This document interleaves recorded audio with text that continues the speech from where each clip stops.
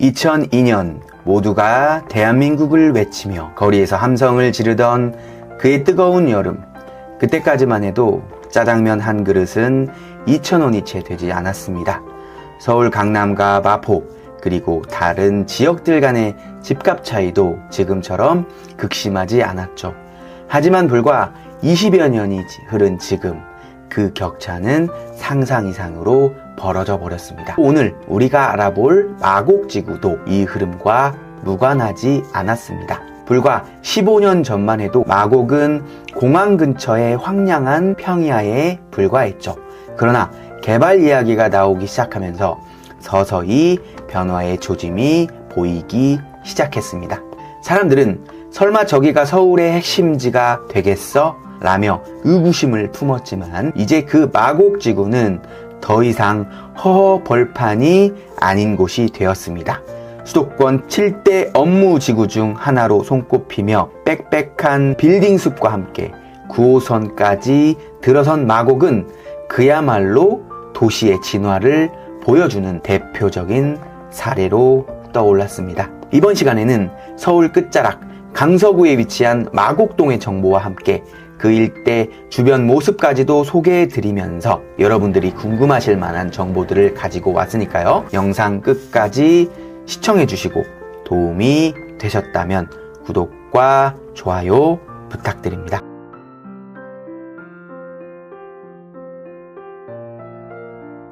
사람들이 생각하는 마곡의 시선은 총 3가지로 바라볼 수 있습니다.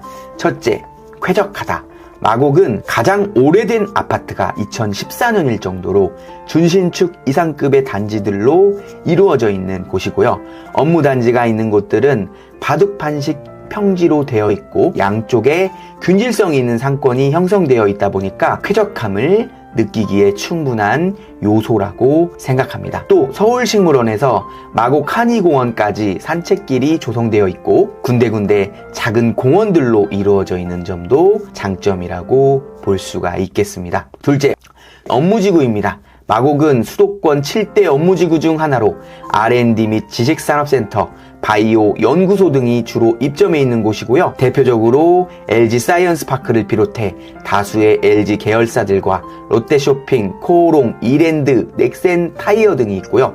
서울 열린 데이터 광장에 따르면 금년도 3월 기준으로 총 209개의 기업체가 입점해 있다고 보시면 되겠습니다. 혹자들은 판교에 버금가는 곳이라고 말을 하고 있지만 실질적으로 판교에는 IT 위주의 기업들이 다수 배치되어 있고 마곡보다 훨씬 더 많은 기업들이 현재 입주해 있다 보니까 그 규모를 비교하기에는 아직 조금 이른 감이 있다고 보시면 되고요. 기업 수로 보더라도 판교에는 무려 1,800여 개의 기업이 입점해 있다고 보시면 되겠습니다. 판교는 거의 완성형 업무지구라고 보시면 되고요. 마곡은 성장하고 있는 잠재력이 큰 업무지구라고 보시면 되겠습니다. 셋째, 교통이 불편하지 않을까입니다. 위치상으로 서울의 서남권 끝자락에 위치해 있다 보니까 지도만 보고서 이렇게들 말을 합니다. 이거 자차를 이용해서는 출퇴근이 거의 불가능하겠는데? 저도 사실 마곡을 직접 방문해 보기 전까지는 이런 생각을 가지고 있었습니다. 그런데 제가 직접 차를 끌고 이동해 보니 생각보다 자차로 출퇴근이 아예 불가능한 건 아니라는 생각을 하게 되었는데요. 제가 이게 너무 궁금해서 일부러 마곡을 총 3번을 다녀왔거든요. 한 번은 자차로 한참 밀리는 출퇴근 시간대에 노량진 쪽에서 이동을 해봤고요. 한 번은 고속버스 터미널에서 고선 급행을 타고 마곡나루역으로 이동을 해봤고요.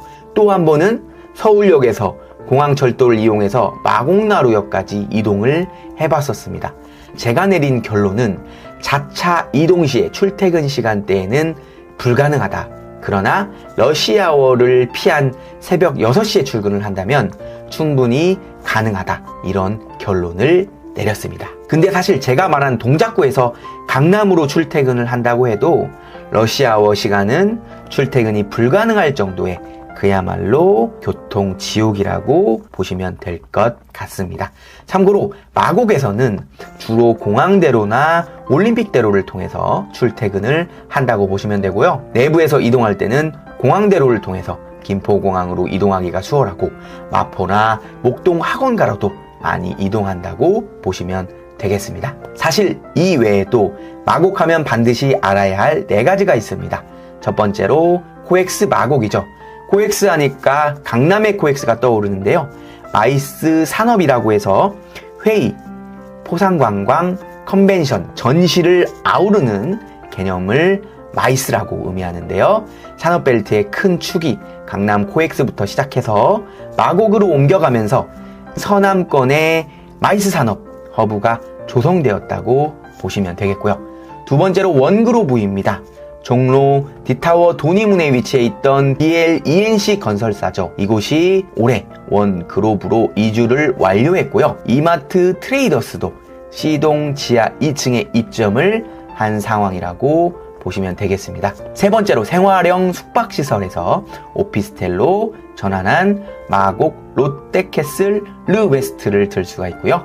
네 번째로 현재 화곡동에 위치해 있는 강서구청이 2026년 말에 마곡지구로 이전이 계획되어 있고 열심히 건축 중에 있다는 점입니다. 그렇다면 마곡에서 아파트의 가격을 결정하는 가장 큰 요소는 뭐가 있을까요? 첫 번째는 아무리 강조해도 지나치지 않는 역 접근성을 들 수가 있을 것 같고요. 특히 9호선과 공항철도역 더블 역세권인 마곡나루역과의 접근성이 가장 크게 집값을 좌우한다고 보시면 될 것 같습니다. 이와 더불어서 공항대로와 올림픽대로와 가까운 곳들이 또 교통이용 편의성 측면에서 영향이 있다고 보시면 되겠고요. 두 번째는 단지 내 임대 비율입니다. 엠벨리 단지들은 서울 SH공사에서 건축을 했고요. 임대 비율이 굉장히 높습니다.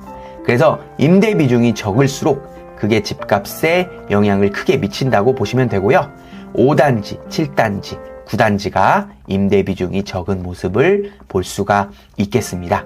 참고로 여기서 빠진 13단지 힐스테이트 마스터 단지 같은 경우 임대 비율이 제로, 그리고 엠벨리 단지는 아니지만 마곡 힐스테이트 단지 같은 경우도 임대 비율이 적어서 인기가 있는 단지라고 볼 수가 있겠습니다. 그리고 마곡은 초등학교 저학년들이 다닐 만한 학원가가 다수 배치되어 있긴 하지만 학군이 좋지 않다 보니까 아이들이 목동이나 내발산동 쪽으로 학원을 다녀야 된다는 단점이 있고요. 이런 단점으로 인해서 고학년으로 올라갈수록 이사를 가는 경우가 많다고 보시면 되겠습니다. 그렇다면 마곡에서는 어느 아파트를 사야 할까요? 마곡지구의 500세대 이상 단지들을 도표를 통해서 비교를 해볼 수가 있고요. 먼저 거래지표를 확인해 보면요. 매매 거래량은 세대수 대비 13단지 힐스테이트 마스터가 가장 거래가 잘 되고 있는 모습을 볼 수가 있죠. 임대 비율이 적은 아파트 순으로 거래량이 많은 것을 지표를 통해 명확하게 확인할 수가 있겠습니다. 반면에 전세 거래량은 세대수 대비해서 오히려 임대 비율이 높은 단지들이 많이 체결된 것을 확인할 수가 있겠습니다. 매물량을 한번 확인해 보시면요. 힐스테이트 마스터 순으로 높은 것을 보실 수가 있고요. 6단지가 아까 보시면 거래량이 많지 않았거든요. 그 상태에서 세대수 대비 매물량이 굉장히 많은 모습입니다. 거래량이 별로 없는데 매물은 많이 있는 지표적으로는 좋지 않은 모습입니다. 자, 이제 좀 더 세부적으로 들어가서 최근 5년간 평당가 변화, 작년 대비 가격 상승폭, 현재 매물의 평당가까지 비교해 봤습니다. 단지가 너무 많다 보니 이 중에서 상위 5개 단지를 줄여서 정리해 보았습니다. 네, 엠벨리 6, 7, 8, 13, 14단지로 줄여봤고요. 먼저 지표 결과 확인해 보겠습니다.